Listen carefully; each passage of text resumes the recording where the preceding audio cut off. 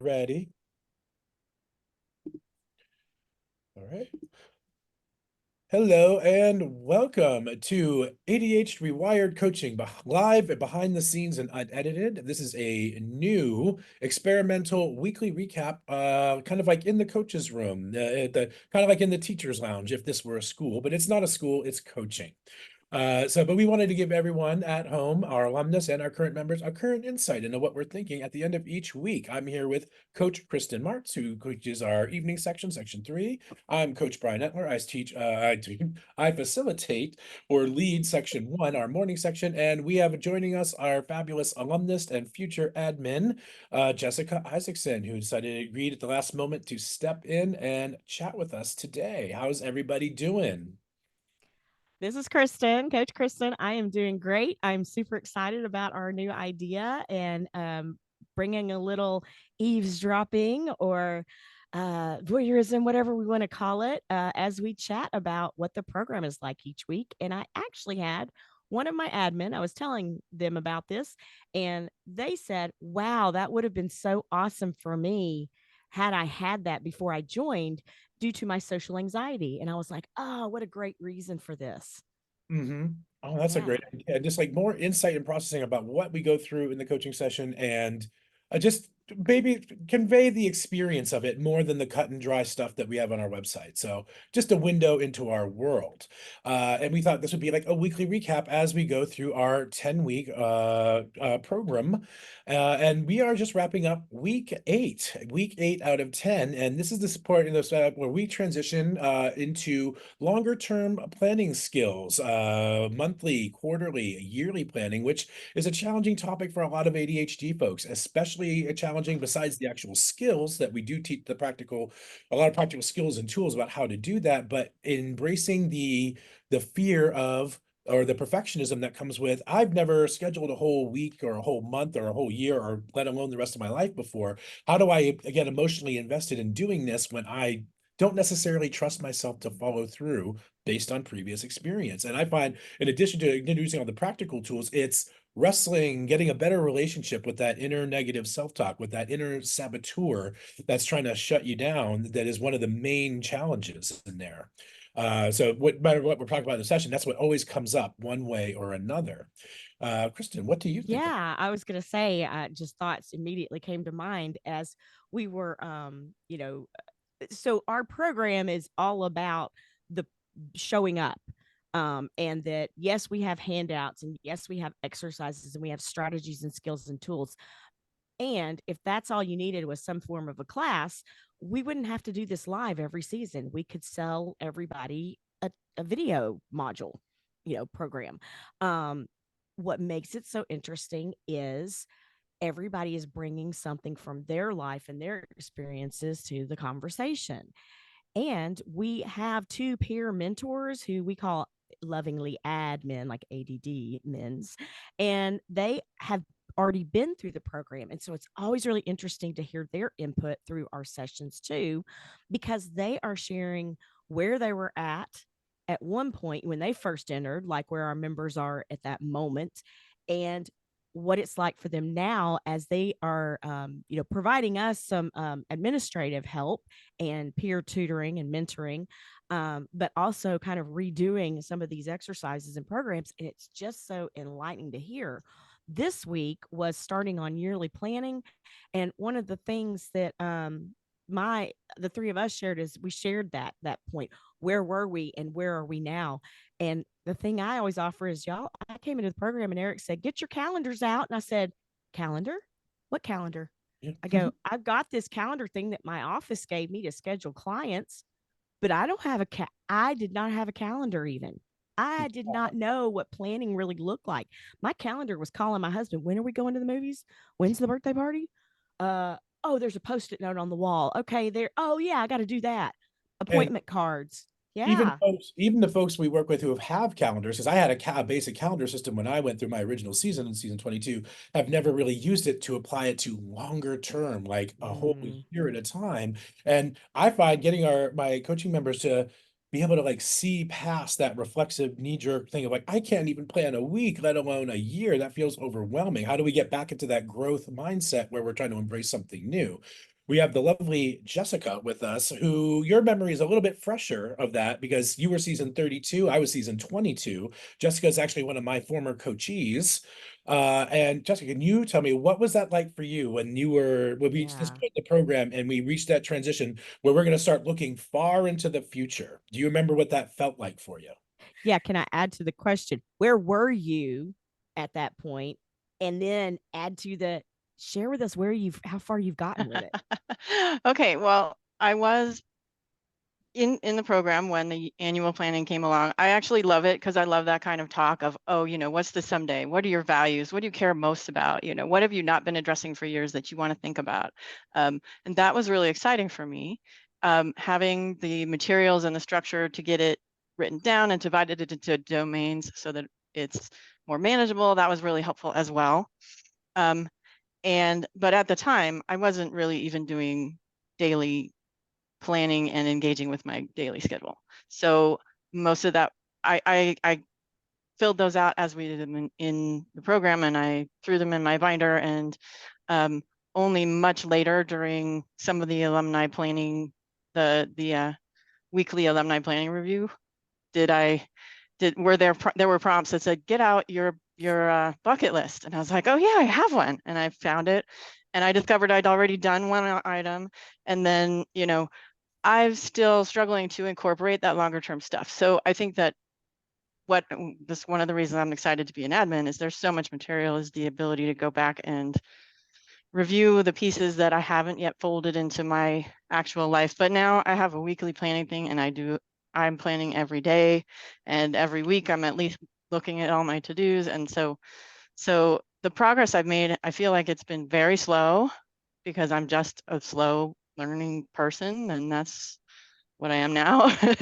but very steady and positive. So yeah, I think the annual planning stuff is really fun and great. And even if you're like, I do not have the scaffold to put this into my daily life, it's fine. Keep it, do it. It'll still be there for later. Yeah, can I make an observation? Everything sounded Mm, fantastic, but if I can make an observation. You used the word slow as in slow learner. mm, I think there might be some implied judgment in there. You're moving at your own pace. Uh, true. the concept Yes. I start reinforcing from week 1 all the way through week 10 is the idea of having our own yardstick for what we can take on, which may or may not look like the person next to us. It definitely may not look like a neurotypical person, but trying to use someone else's yardstick for what we can take on or how fast we think we should, quote unquote, should be moving with something. Right. Getting a better skill, what works for us, is one of the most important things that we reinforce, and it applies to the long-term planning, Yeah. especially to everything. So I commend you for moving at your own pace because you're still moving on it. So It's frustrating when you're a kid and they're all like, oh, they're such a fast learner. This was mhm. your entire childhood, and then suddenly I'm like, okay, I might be a fast learner, but I'm not a fast changer.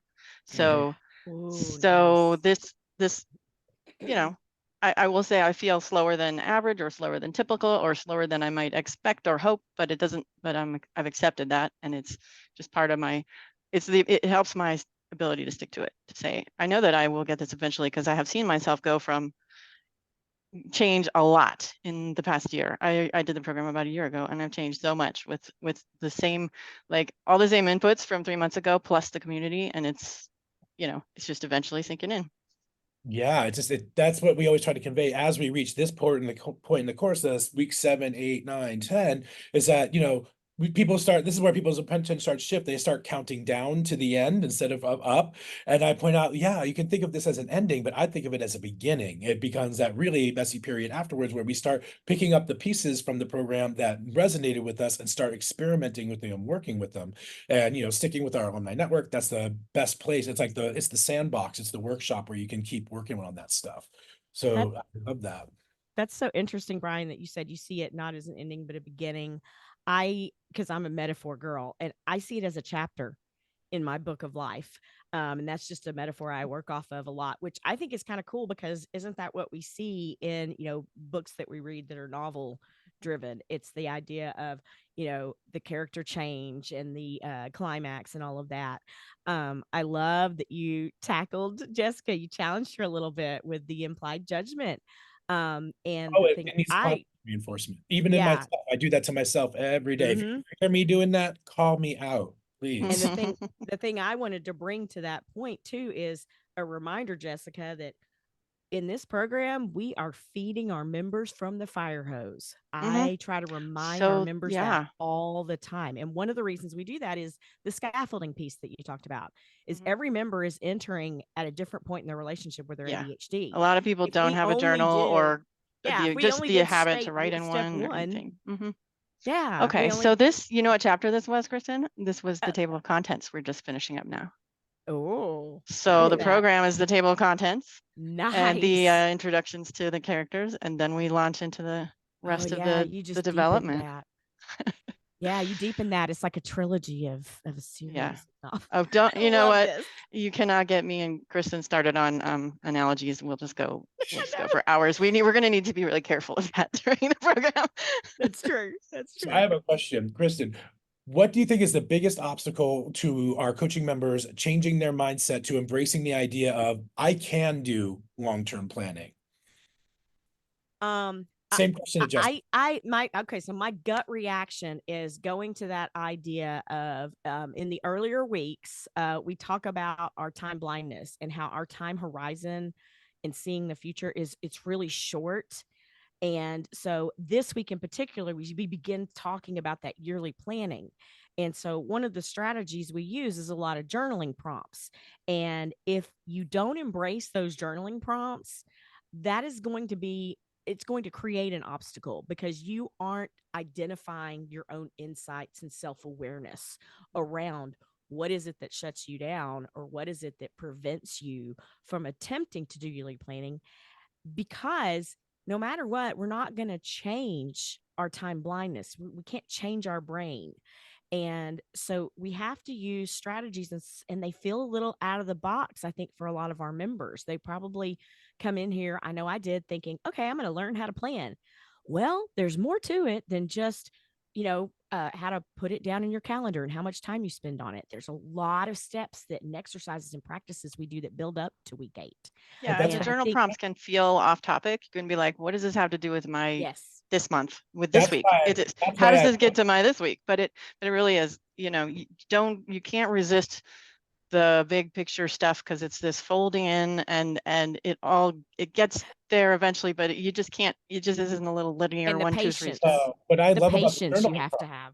What I love Mhm. about the journaling prompts is people are surprised. Like I thought we were going to talk about planning techniques like bullet journaling or like very specific methods, but we start more elemental at a emotional level with these prompts. The prompts are helping us navigate around our perfectionism. They help navigate Mhm. around these defense mechanisms when we are being perfectionistic. Like, oh, I'm not going to be invest emotionally in learning how to plan because I'm just not going to follow through with it like I have in the past. We Mhm. are artfully stepping around that by not confronting it directly, and I think that's such a smart approach, and it catches people by surprise, but like it is really what we need to do, because I think the number one obstacle is the mindset aspect, that people aren't invested emotionally and believe, oh, I can do this longer term planning.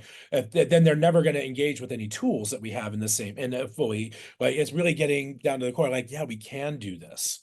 I want to add to that too. When you said navigate around the perfectionism, we do know that not every person with ADHD, works and functions with this perfectionism piece. And it also helps us navigate into organization, because more of us who are less perfectionist, we are more disorganized. And so those journal prompts do help that piece too. Oh, try and be Uh, in both. Perfectionist and yeah. disorganized. Yeah, yeah.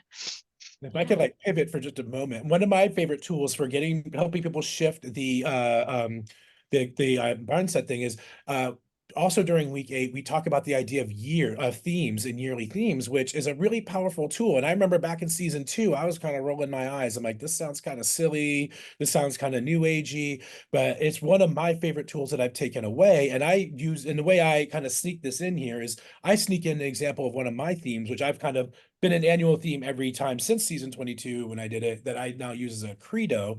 And I explain it to you this way. Do you mind if I read it to you and share it with you? Yeah. Go ahead.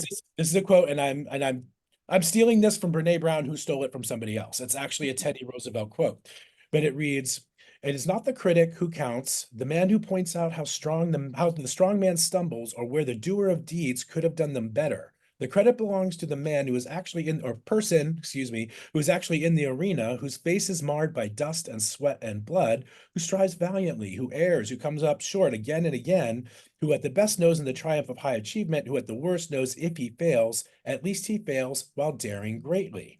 And then I Right. condense that down to the theme of daring greatly. Just those two words, putting all the words of that powerful quote into my daily life and remind me to get out of my box, to get out of my comfort zone, to take risks and be comfortable with the idea that some of the risks won't work out. Basically, to stay in a growth mindset. And when I start with saying, oh, let's make a theme, everyone's kind of like, oh, engaging. But then after I dive into this theme that's very meaningful to me, I see people shifting and they're like, That's wow. nice. And it's really, really good. So I love the tool of setting annual themes. So I have one last thought that's around that is when you read that, I pictured that person with the scrapes and the dirt on them from being knocked down. And that what we try to stress more than anything else, rather than consistency, is resiliency. And Mhm. that is where this falls into place, is it supports that idea of we don't have to be consistent to be successful. Get back up again. Just We get just got back to get up back up again. again, and we got to find ways to do it that with courage, And and vulnerability. insight, learning from it. Yeah, the growth that comes from it. Resiliency requires vulnerability, and that's what Brene Hmm. Brown's work is all about. If we are not willing to be vulnerable, like I'm going to try this, even though there's an uncertain outcome and it may not work out, and I may be a little disappointed, but I'm going to do it again. And then if that doesn't work out, I'm going to do it again the day after that. That is the mindset that we really need to move the dial and move forward. No matter which tool or topic we're on or which week we're in, that is the key thing that I try to reinforce every single week. I love this. This was so much fun. Jessica, thank you for jumping in at the last minute. Sure. Yes. This was Straight from the great. gym, but it was really nice to see you both. Yeah. And I'm gonna Yeah. run off and do the Or Friday and do a hopefully pitch. hear some She wins from peer folks. leads one of Yeah. our Mighty Network events. So All right. that you can continue in after the program's over. So All right. yeah, go get to it. See you Thanks, Thanks. See you y'all. both soon. Bye. Thank you, Thanks. everyone, for listening. See us next week or soon for our week 9. Week 9 of ADHD Rewired Coaching wrap up, unedited, live. Sooner or later, we'll pick a name. Woohoo, Brian, this was so much fun. It I love it. was. I Oh my love it. goodness. I love it. All right. Well, then I will catch you later. Bye. Bye.